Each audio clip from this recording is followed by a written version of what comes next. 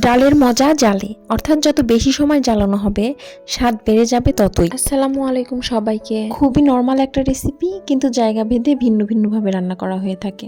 কাঁচামরিচ, পেঁয়াজ, রসুন দিয়ে পানিটা এমনভাবে দিব যেন পানিটাও শুকিয়ে যায়, ডালটাও সিদ্ধ হয়ে যায়।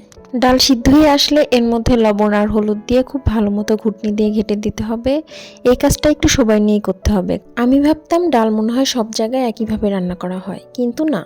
বিক্রমপুরে প্রথমেই কড়াই ভর্তি পানি দিয়ে ডালটা সিদ্ধ করে নেয়, পরে আর কোনো পানি অ্যাড করে না। তারপর পেঁয়াজ আর রসুন দিয়ে ডালটা বাগার দিয়ে দেয়, যেটা একদমই আমাদের থেকে আলাদা একটা রেসিপি।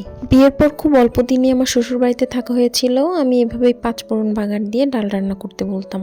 আমি পাতলা ডালটা একটু বেশি পছন্দ করি, এই জন্য পানিটাও একটু বেশি দিয়েছি। আপনারা যার যার পরিমাণ মতো পানি দিয়ে নিন। ডাল জাল হতে হতে আমি এবার বাগারটা রেডি করে নিব। রসুন আর শুকনো মরিচ অ্যাড করে কালারটা একটু চেঞ্জ হয়ে আসলে আমি এর মধ্যে পেঁয়াজ দিয়ে দিব। পেঁয়াজের কালারটা গোল্ডেন ব্রাউন কালার হয়ে আসলে আমি এর মধ্যে 5 ফোড়ন অ্যাড করব। পাবনা জেলার আঞ্চলিক ভাষায় 5 ফোড়নকে ডাল সম্বারাও বলা হয়ে থাকে। নামের সাথেই বোঝা যাচ্ছে এটা ছাড়া ডাল ইনকমপ্লিট। আজকে আমি শুধু আমাদের বাড়িতে যেভাবে ডাল রান্না হয়, আমার মা চাচিদের যেভাবে রান্না করতে দেখেছি, সেটাই আমি আপনাদের সাথে শেয়ার করলাম। বাঙালির খুবই পছন্দের একটা খাবার ডাল, ডিম ভাজি, আলু ভর্তা আর একটু লেবু। ব্যাস, এটুকু হলে আর কি লাগে। সবাই ভালো থাকবেন, দোয়া করবেন আমাদের জন্য। আল্লাহ হাফেজ।